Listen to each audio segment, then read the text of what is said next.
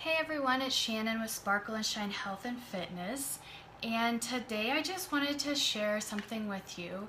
And I wanted to share with you about getting your veggies in every day and how it does not have to be expensive to eat your vegetables. Some people really feel that eating healthy has to be expensive, and it doesn't. So it's getting to be summer, so this is a great time of year because we have such a bountiful supply of vegetables. So the first thing I want to share with you is get out there and go to those farmer markets. Those are a wonderful place to go.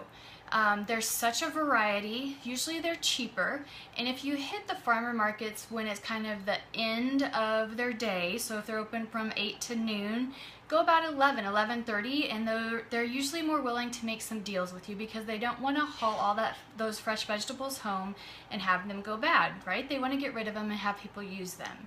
So hit the farmer markets in the summer. The second thing is it's that time of year to be able to plant a garden. And I know some people don't have a lot of room to plant gardens, so I've got some other live videos I want to share with you later this week that will be exciting, talking more about that. But if you have room, plant a garden. It's a great way to have fresh vegetables, the ones you like, in a couple months. The other thing with gardens I'm going to share later this week is even if you are in an apartment or a very small limited space, there are ways to have small gardens, small plants to get vegetables from. The next thing I want to share with you is you don't have to just have fresh vegetables. They're probably the best option, but there's lots of other options, especially in the middle of the winter when a head of cauliflower or broccoli is like $5 for one, right? I don't usually spend that much then. I go to the frozen options. The frozen bagged vegetables are almost just as healthy. They're fresh. You're not worrying about them being gross after you do spend that much on them in the middle of the winter. You can throw them in your freezer and you can have them for any time. So that's another great option. The other option is to help with expenses with vegetables is not buying the ones that are already pre-cut. So instead of buying the little mini carrots that are in a bag, buy a whole group of carrots, peel them and cut them up and eat them, and they're a lot cheaper. And sometimes they actually have a lot sweeter taste to them sometimes too. Don't buy those pre-packaged little tiny packages of like 5 apples in a bag.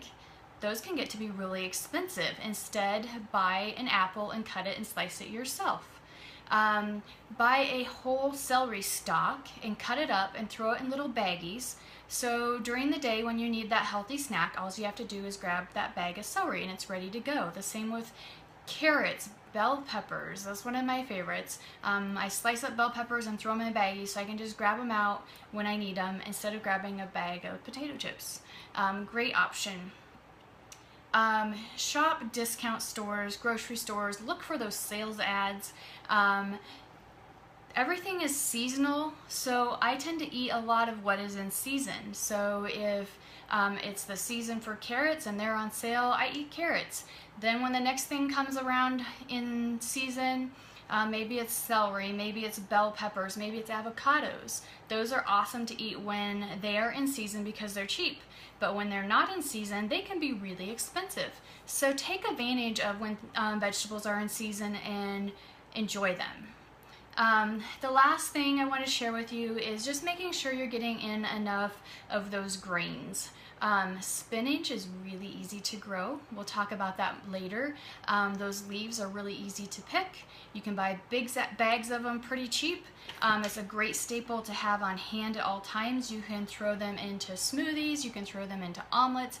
They work wonderful as salads, along with like romaine lettuce, along with kale. Those are great staples to keep on hand in your refrigerator.